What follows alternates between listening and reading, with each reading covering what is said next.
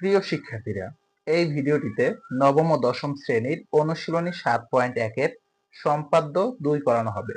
তো তোমাদের সম্পাদ্য 2 এ বলা হয়েছে ত্রিভুজের ভূমি সংলগ্ন একটি সূক্ষ্মকোণ ও অপর দুই বাহুর অন্তর দেওয়া আছে, ত্রিভুজটি আঁকতে হবে। অনুরূপ পেজ নাম্বার 143-এ 2 এর ক্ষয়ে একটা প্রশ্ন রয়েছে। ভূমি 5 সেন্টিমিটার, ভূমি সংলগ্ন একটি কোণ 45 ডিগ্রি ও অপর দুই বাহুর অন্তর 1 সেন্টিমিটার দেওয়া আছে, ত্রিভুজটি কি হবে? আঁকতে হবে। তো আমরা ডিটেলস অনুসারে একটা ভূমি এঁকে নিচ্ছি। তো ভূমি আমাদের বলা হয়েছে কত? 5 সেন্টিমিটার। ঠিক আছে, ভূমি এঁকে নিলাম এবং অপর দুই বাহুর অন্তর কি বলেছে? 1 সেন্টিমিটার। তো আমরা 1 সেন্টিমিটার এঁকে নিচ্ছি। ওকে, এবং বলেছে একটি ভূমি সংলগ্ন একটি কোণ কত? 45 ডিগ্রি। সো আমরা একটা 45 ডিগ্রি কোণ এঁকে নিচ্ছি। খেয়াল করবে তোমরা।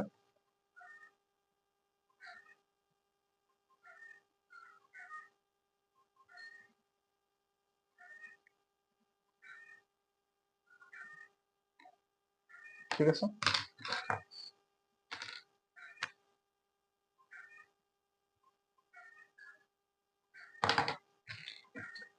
তো আমরা নাম দিয়ে দিচ্ছি ভূমি এ কত সেন্টিমিটার? 5 সেন্টিমিটার, অন্তর ডি 1 সেন্টিমিটার, আর এটাকে তো কোণ এক্স, এটা কত ডিগ্রি এঁকেছি আমরা? 45 ডিগ্রি।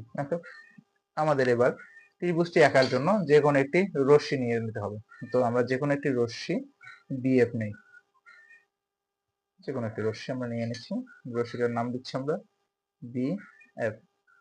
বিএফ থেকে আমাদের ভূমি এ এর সমান করে, খেয়াল করো, ভূমি এ এর সমান করে বিসি কেটে নিই। ভূমি এর সমান করে আমরা কি করেছি? বিসি কেটে নিয়েছি। এবার বিসি এর বি বিন্দুতে এই যে আমরা কোণ এক্স টা এঁকেছি, এই এক্স এর সমান করে অনুরূপ আর একটি কোণ আঁকতে হবে। তো খেয়াল করো,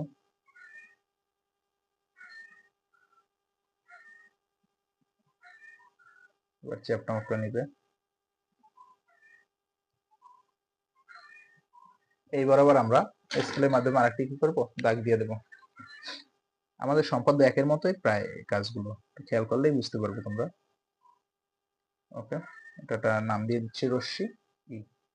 তো আমরা কি করেছি? কোণ এক্স এর সমান করে কোণ সিবিই আঁকি। এবার এই বিই রশ্মি থেকে ডি এর সমান করে, এই যে ডি এর সমান করে,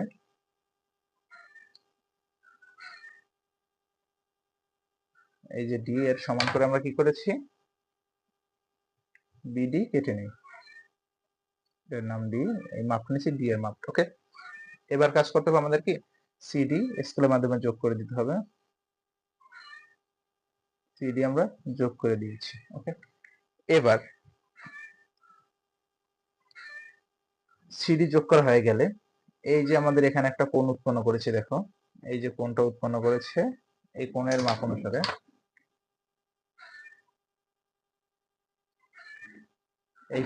অনুসারে আমরা এই সি বিন্দুতে আরেকটি কোণ এঁকে নেব।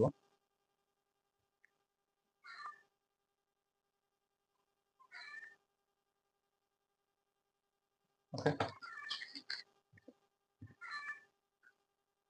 একটু খেয়াল করো তোমরা। আমরা এখানে কি করেছি?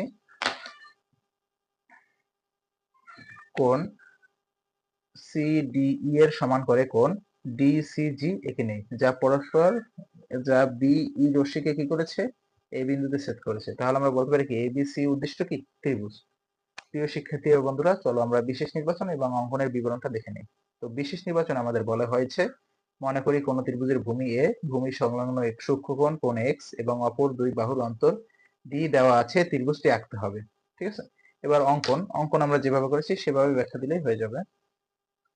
একটু খেয়াল করো তোমরা।